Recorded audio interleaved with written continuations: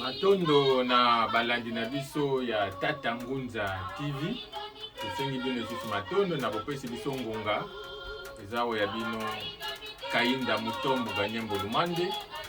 Tuye lelo tozali le 10 septembre. Yoko lobela masolo yo mbala mususu batu batiaka ngo penza kateme. Ezali penza mukolo ya tina pona biso bavutuka. Pona biso bandini ya Fumu Kimbangu. Pona biso baeto idete mobikisi na biso asiaya. Pena bokei na ye atikelaki biso ba prophétie oyo lelo biso tozali kolanda. Nde bongo ezalaki na mukolo ya lelo le 10 septembre oyo toza kokanisa maye Fumu Kimbangu atikelaki biso. Nde bongo tokokende penza na mulayi te, tokosenga na Tata Ngunza bakoka ko décortiquer, tokoka ko expliquer biso maye Fumu Kimbangu alobaki na Mbanza Ntsanda le 10 septembre. Nde bongo toza penza na commentaire mingi ya kosala te, tutiki maloba epa ya Tata Ngunza. Tata Ngunza boye malamu. Matondo yenge kelu na bino te bongo na bandeko balandi. Toza na isengo mingi komona ete tata bateli molonga baindo toza na bomo biso baso baindo na sens ya komona ete Afrique eza ko exister ata toza bakambi nango te mais etendi moko na moko déjà koma Afrique libre kolanda bongo bilaka ya Fumu Kimbangu. Donc Afrique spirituelle eza libre mais Afrique physique nde ekangami na institution internationale le posopembe akanyango systématique na religion na ye na économie na politique na ye oyo à mettre en place pena ba dirigeant na biso ogo baza lokola ba capitaine na prison bazo continuer combattre la structure ba cartographie à conférence de Berlin ndenge mondela bengelaki ba pe ba combattre la suna religion oya oppresseur ya kadia pe matikali na Afrique. Donc tozosenga matondo zongisa lokumu tata mokeli na kotelemisa jonge mibali mpona kobundela mabele ya Congo pe Afrika kasi lelo mokolo na tina mukakozwa na Fumu Kimbangu pamba te andimaki risque ya bomoi na ye, andimaki boloko na bomoi po ayebaki pasi humiliation ekozala na la personne na ye kasi andimaki po asikola Afrique pe bongo bana baindo ya mokili mobimba. Donc lobaki ete Fumu Kimbangu amonaki futur makambi kozala nde bongo asaki prophétie ya Mbanza Ntsanda mokakozwa pamba te la clarté ya message ya kimbangisme authentique ebona nisonga nzila matondo bongo na banganga Ngunza baza kokoba na bitande nisonga nzila pona komema pole wana mokili mobimba pamba te Fumu Kimbangu basangisaki ye na Yesu et basangisaki na basheribe na makambe beli na maître Jésus mais pole pena ya sanga Fumu Kimbangu ya 1921 eyebo na religion africaine kutoka Fumu Kimbangu mokakozwa na bana bilaka pe bongo na bino moko mpandisa ngo kopesa ngo na makambo oyo yakentiaka ve oyo molongo bazo mona makambo ya kokesa na biso baetwe na pole ya Fumu Kimbangu. Bongo tokoti koloba ete lelo bongo ezali mokolo na tina le 10 septembre tako manaka bapaya kasi toza kobalisa ngo koloba ete ezalaki un samedi na 9h Fumu Kimbangu azokima ba village en village po kaka apesa pole na baindo nde asaki ba prophétie oyo ya somo. Donc maso mazoleka na mokili mobimba Fumu Kimbangu alobela ngo amoni détail nango kasi pasi pe mapamba te ba homme politique ba homme religieux ba homme scientifique ba kangami na lokuta ya lecture la fausse lecture le poso pembe nde bazokoka te koyeba ete ba hérité Afrique physique kasi Afrique spirituelle bazana na kokabwana na yango e moyeba kamba malamu zate. Donc muto liboma za rappel na corps physique na ye mais pour apprendre contrôle nango akokoka te parce que esprit na ye ya mutu mukolo nzoto ebimi eza absent na corps nde molimo telengano ayeko kamba nzoto wana na incompatibilité.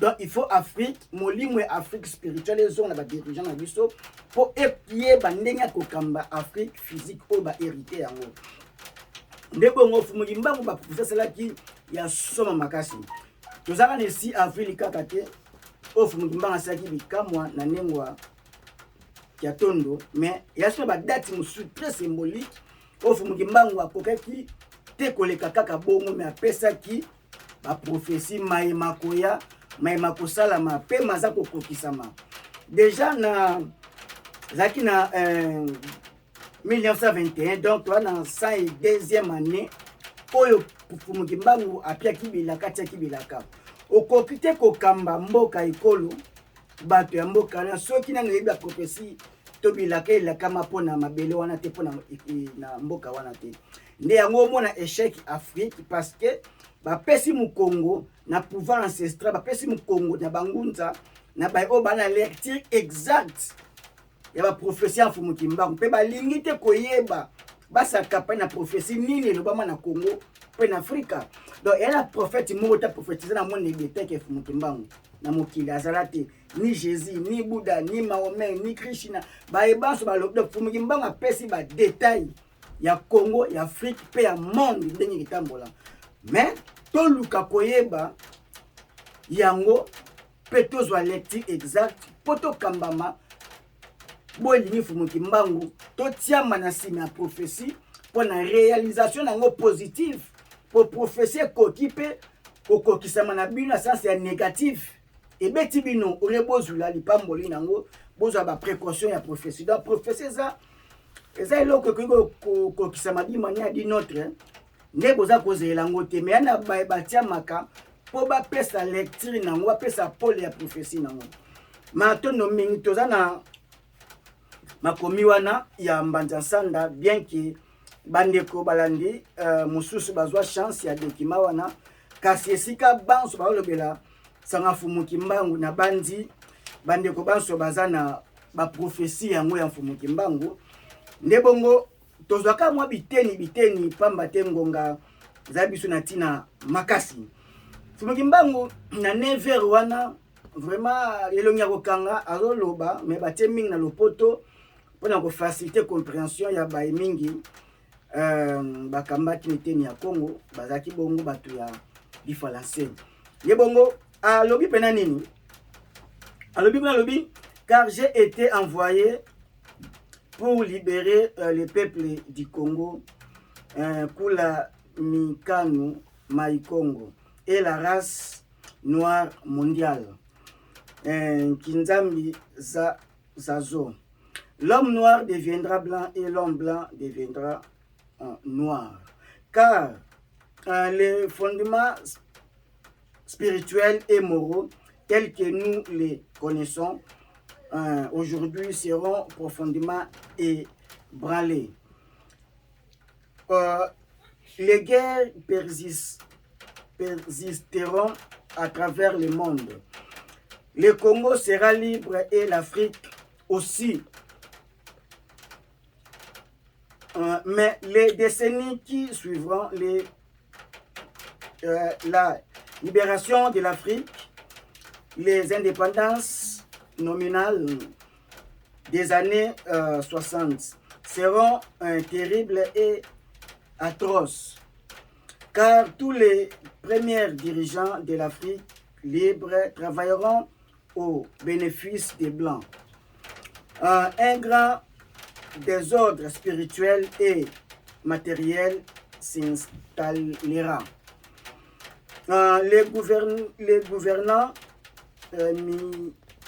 Mignandi de l'Afrique entraîneront sur les conseils des Blancs leurs populations respectives dans deux guerres meurtrières où ils s'entretueront. La misère s'installera. Beaucoup de jeunes quitteront l'Afrique dans l'espoir d'aller chercher le bien-être dans le pays des Blancs. Ils parleront toutes les langues des Blancs. Parmi eux, beaucoup seront séduits par la vie matérielle des Blancs. Ainsi, ils deviendront des proies des Blancs. Kuta Mindele. Il y aura beaucoup de mortalité parmi eux et certains ne reverront plus leurs parents. Wana fumuki mbangu aza koloba makambo oyo tozomona lelo. Donc centenaire eleki na prophétie oyo fumuki mbango sa monaki yango pe alobi yango poto sukisa kaka moki alobi il faudra une longue période pour que l'homme noir acquiert sa maturité spirituelle.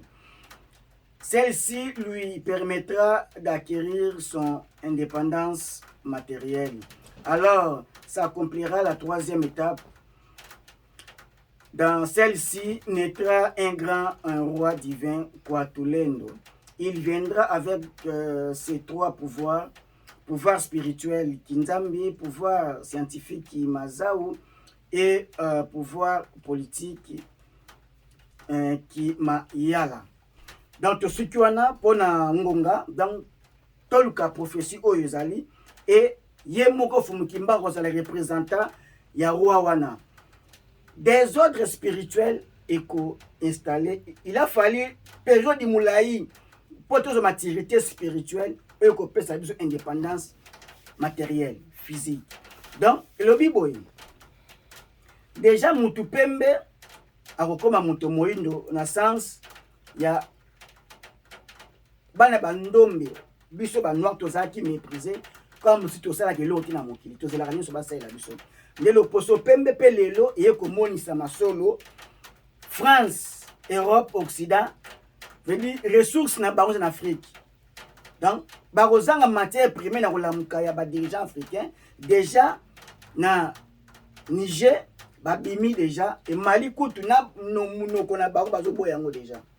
Donc si ko to comme na sens ya référence ya kotombo papa mbate l'homme blanc même azana coupé azaka patron Afrique aza mutu moya lokumu na Afrique pambate le poso pembe ami pesa ki place ya kibonzambe place ya nzambe sikoyo l'homme noir komata ye il faut akita la loi de l'équilibre ndebongo okomona ete fumuki mbango amona ki makambo wana lobango déjà 100 ans avant il toza komona ngo pe alobi nini bana na bino akokita bakokende pase koya misère moko ekoya eko installé comme lieu de la misère. Ne ba forme nyonso africain aza misérable. Muta pasi kole comme ta ko la makasi. Mais afandi likola bomengo. Bambate apesi mukolo la prophétie oyo. Donc dirigeant monga ko kambate ça y ba prophétie le bama en population wana. Ne siko eko sala ete bana na bino ba kei mikili ya bapaya.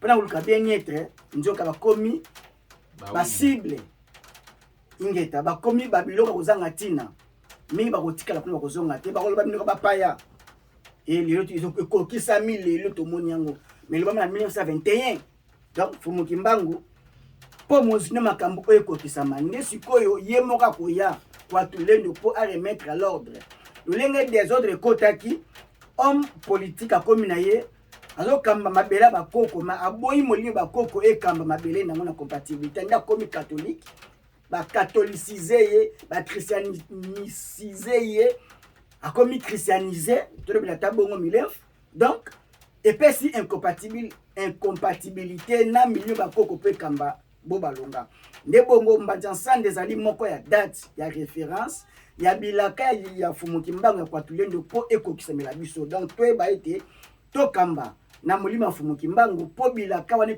ekomela biso positif mais nde tokamba biso moko totali Bible nzoka Bible le makambo ya Israël pas même makambo ya Afrique le bikara Égypte antique donc tokamba na connaissance ya prophétie ya mbanja sande ya le 10 septembre 1921 matondo mopandisango soki tozomusili maloba tobo mekako soki sa bokutani pe libeni na dini ya mokolo ya tini ya lelo na biso bomoya bana baya matondo tatangunza momituna ezali mais motuna oyo mpenza eza kotungisa mwa moke ezali oyo batunaki mpe biso balobi fumuki mbango batikaki prophétie ya 4e président na Congo démocratique mais sikoyo toza na 5e président elingi kolakisa nini matono mingi ba prophétie ya kobanda président liboso tia mibale misatu mine fumuki mbango alobela baona toute clarté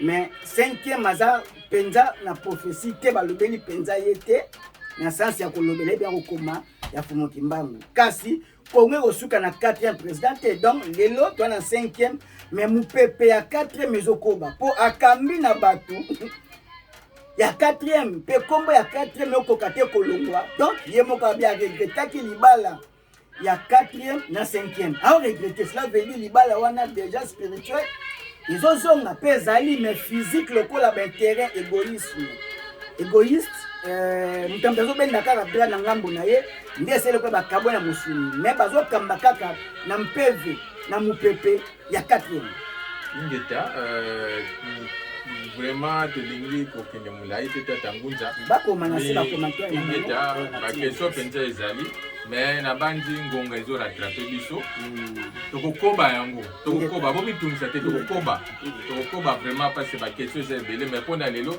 tusigi nano awa matono na